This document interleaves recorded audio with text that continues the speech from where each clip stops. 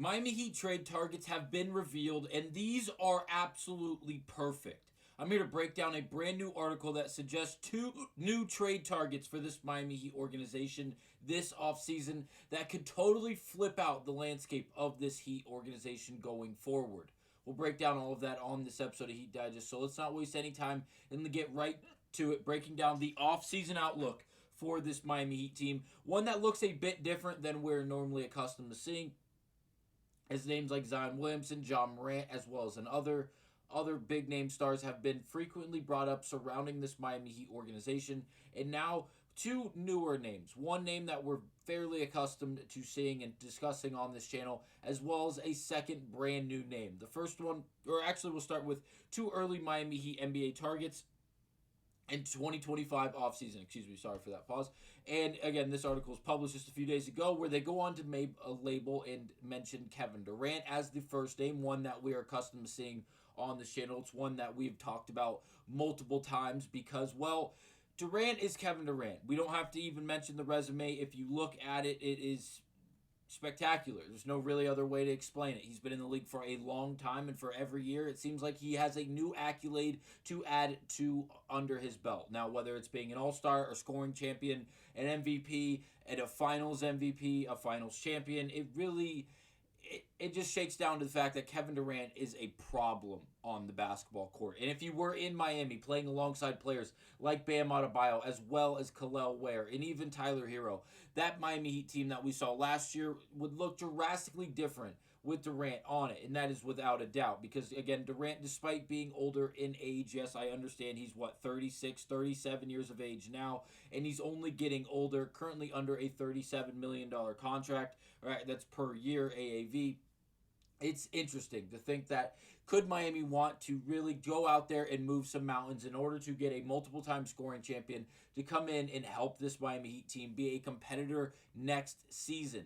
Now, it just comes down to whether or not he's going to require the same type of level of package that the Phoenix Suns sent in exchange for the Brooklyn Nets, in exchange for Durant, back when he was acquired from the Nets from this Phoenix Suns team, with the King's ransom that they sent to the Nets. And if that is the case, it seems like that will not happen. It doesn't seem like Pat Riley's going to budge and give up 3/4 of the entirety of the organization to go out and land someone like Kevin Durant, despite at the age he's currently at, despite all the level of production he still brings you.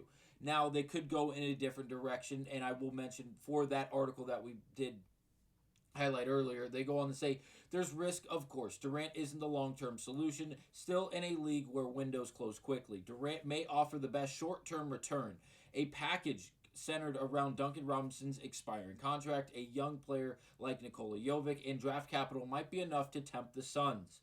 Now, if that is the case, they should do this tomorrow. Actually, right now. They should call right now, and if this trade stands, and this is something they will accept in the sense that the Phoenix Suns will accept, the Miami Heat should do this tomorrow, right now, today, tomorrow, as soon as possible to get Kevin Durant in a Miami Heat jersey. It would drastically change the layout of this franchise for all the right reasons, and I think the Heat would greatly benefit from this. Bring in, yes, an aging veteran who's still an elite level scorer who could greatly help not only this offense but this team in general, not only with the leadership but the offensive production, as well as the little bit of defense Durant will be playing in the later stages of his career. I think this is overall a great idea, something that we've discussed on this channel at this point ad nauseum.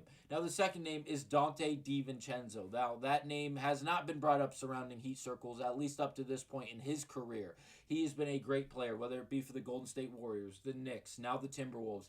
DiVincenzo is more of a dog type of player, whether he's a third guy or the second guy in that starting lineup playing the shooting guard or the small forward, or if he's coming off the bench and being a six-man for your roster, he really fits that mold. It doesn't matter. You can put him at either of those different spots on your team, and he can really fill it up. Whether, again, he's coming off the bench and being that first guy off the bench and filling it up in points, or being the leader in the second unit, he can really do it all. Spot up shooting, handling the basketball, defending at a high clip, as well as pushing the ball in transition. Donte DiVincenzo really has great abilities on the basketball court.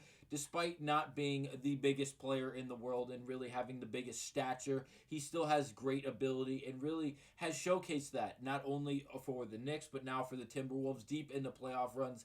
It seems like Dante DiVincenzo not only carries a great game but also a great mentality as well as a great level of experience despite being relatively young up to this point in his early stages of his career.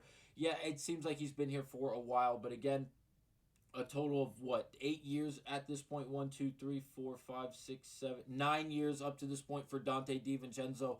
Great experience that he's logged under his belt. Multiple playoff runs, I should say, for the Knicks, again, the Timberwolves, and even the Golden State Warriors for Dante DiVincenzo. He's going to continue to learn a lot as he's in this league. He's going to be someone that's more of a utility guy for these organizations. I feel like he's going to be a hot commodity when he is available in the offseason, someone that could fit in with Miami's culture that they have established as a good role player. Again, whether he is starting for certain games in situations or if he's coming off the bench, again, in different situations, I think he'd desperately fit into Miami. And again, if you look at his contract, only getting $11 million total per year, he's very cheap. He's very reasonable in price, and someone that plays such an efficient and effective role. I would definitely see him falling in love with that Miami Heat culture and really being an established piece that could be really helpful for this Miami Heat organization. Now, in the article, it goes on this right. More importantly, he is in his prime at the age of 28. He is perfectly aligned with the timelines of Hero and Adebayo. He wouldn't solve all of Miami's issues. Still, he addressed spacing, pace, perimeter defense, and all overall energy. He could easily absorb his contract using expiring deals. Also, the acquisition cost likely wouldn't require a first-round pick. They could potentially just use a second-rounder and a salary filler like Haywood Highsmith.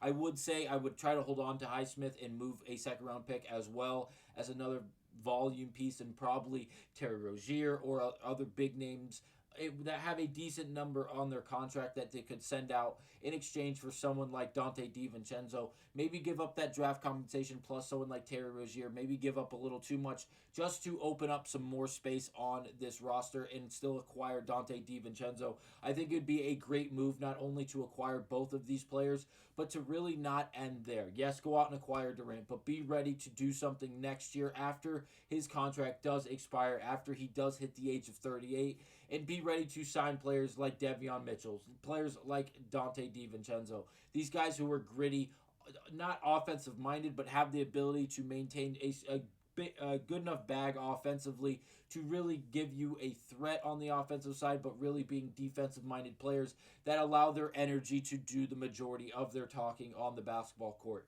I think both of these names are great fits for this Miami Heat team. Let me know down below what you guys think about Dante DiVincenzo and Kevin Durant possibly being in a Miami Heat uniform. Thank you guys for watching, and I will see you on the next one.